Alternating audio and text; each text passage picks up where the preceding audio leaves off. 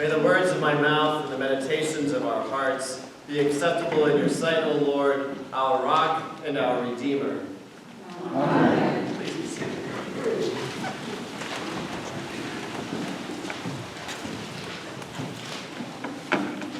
Christina Cook must be feeling like she was in the right place at the right time several times over the last year. Now, you can be forgiven for having missed who Christina Cook is, given all of the news this past week. Christina Cook is the astronaut who landed after spending a record-breaking 328 days in space, longest time in space for a woman in history. During her time in space, she broke several other records. She made 6 walks out in space. She has spent more time outside of a spaceship in space than any other woman in history. She was also involved in the first all-female spacewalk in October. She was the commander of that particular spacewalk. She got to talk to the president afterwards. She has been all year in the right place at the right time.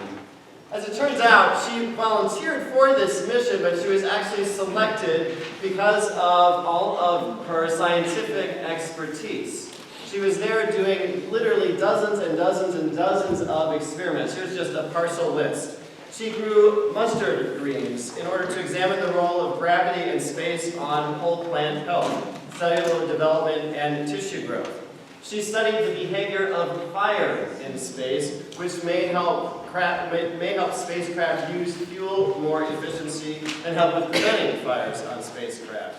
She worked with the Cold Atom Laboratory, in which clouds of atoms are chilled to about 1/10 of 1/1000th of a degree above absolute zero, and so that they become nearly motionless, so scientists can study their behaviors and their quantum characteristics. The list goes on. She looked at kidney health, Earth observations, International Space Station agricultural camera, capillary structures, microgravity crystals, biofabrication facilities, CubeSats, and on and on.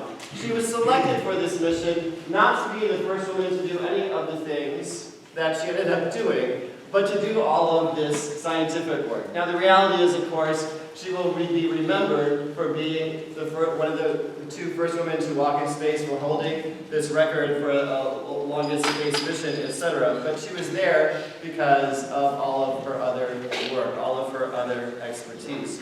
In fact, she ended up on the first all-female spacewalk by accident. That was originally going to happen in March, but when they got ready to do that, they realized they only had one spacesuit that would fit a female. I don't know how they got planning on this, but there it was, and so it was postponed until October, which meant then it fell to Christina Cook.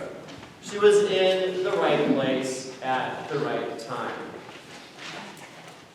The disciples, I think, were probably feeling like they had been in the right place at the right time in this story that Deacon Shelley just read from Matthew's Gospel. You remember a couple of weeks ago that Jesus called Peter, James, and John, and Andrew. They were fishermen on the shores of the Sea of Galilee. Jesus walked by and said, "Follow me, I will make you fishers of men." And seemingly without thinking about it, the 4 guys just dropped their nets and followed Jesus. They were at the right place at the right time.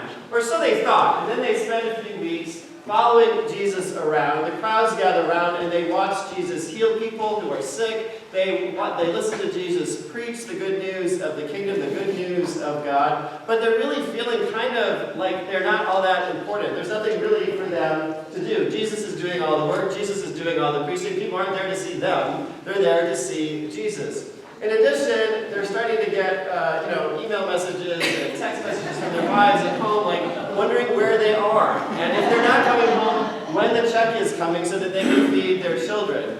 So they're beginning to think maybe they hadn't been in the right place at the right time. Maybe this wasn't what they were supposed to be doing. The crowds get to be too much, and Jesus takes the disciples up on a mountainside, sits them down, and the disciples are thinking, finally, we're gonna find out. Jesus is going to tell us what we're here to do. And Jesus says to them, "You are the salt of the earth. If salt has lost its flavor, what good is it?" And if that sounds weird to you, you should know it sounded just as weird to the disciples 2,000 years ago. You and I know, you buy salt, it's going to taste the same today as it will next week, as it will a few months from now, as it will 10 years from now. Salt does not lose its flavor. It's a chemical compound, sodium and chloride. It's going to taste the same forever. The disciples are just as confused as we are. Jesus goes on and says, "You are the light of the world. No one lights a lamp and then hides it under a bushel. Let your light shine in the world so that people may see your good works and glorify God." And the disciples are thinking, yeah, no kidding, people don't light a lamp and hide it under a bushel. One, lamp oil is expensive. I light a lamp because I need to be able to see. And two, if I put it under a bushel basket, one of two things is going to happen. The lamp's going to go out, or the bushel basket's going to set on fire. So the disciples are trying to figure out what it is that Jesus is trying to say to them. I think what Jesus may be saying to them, and by kind of making them think a little bit about these two kind of confusing images of the salt that loses its taste as the fire that someone wants to hide, Jesus is saying to the disciples, he's saying to you and me, the very quality of who you are, your unique collection of talents and skills and abilities, your quirks and your rough edges, your weirdnesses, your unique outlook on the world, your unique flavor of thoughts and contributions, all of this, everything that makes you you, is essential to the world. God has created you for this purpose. You are in the right place at the right time. Your only job is to not hide that. Don't put your salt up in the cabinet and save it for another day. Use it to flavor the world now. Don't hide your lamp. Don't hide your light under a basket.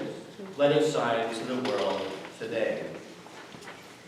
The way that we can be the salt of the earth, the way that we can be the light to the world, is to do our best to be the most ourselves, the most the people that God has created us to be.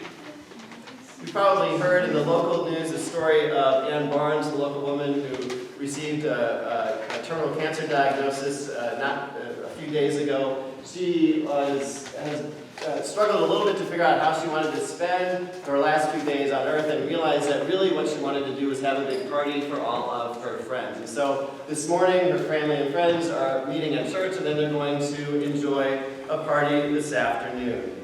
It captures exactly who Ann Barnes is, her family and friends. So that's exactly who she was. And in her own way, in the midst of a very painful and difficult situation, Ann Barnes has brought her own salt to that situation, brought her unique flavor, her unique outlook on the world about what to do in the face of this event. And she is a light to the world, a light to her family and friends in the face of this pain. Similarly, you and I can be salt of the earth. We can be the light to the world by doing all the things that God has created us to do. When we send notes to people to encourage them, when we make phone calls to see how people are doing, when we buy a couple extra boxes of mac and cheese for the food cupboard, when we plan support groups for people who are struggling with Alzheimer's or with other issues, when we knit mittens for people who are cold in the middle of the winter, when we shovel our neighbor's walk in the driveway, when we take communion to people who are shut in or provide transportation to them to church, when we visit folks in the hospital, when we say our prayers, when we teach our young people about our faith, when we lend our skills to organizations so that we make the world a better place, whether that's cooking or crafting or fixing things up, we are bringing our unique selves to the world. We are being the salt of the earth. We are being the light to the world. We are in the right place at the right time. God calls us to be the salt of the earth, to let our light shine, so that everyone may see our good works, and so that people may glorify God in heaven. Amen. Great scene, good dying, was in the right place.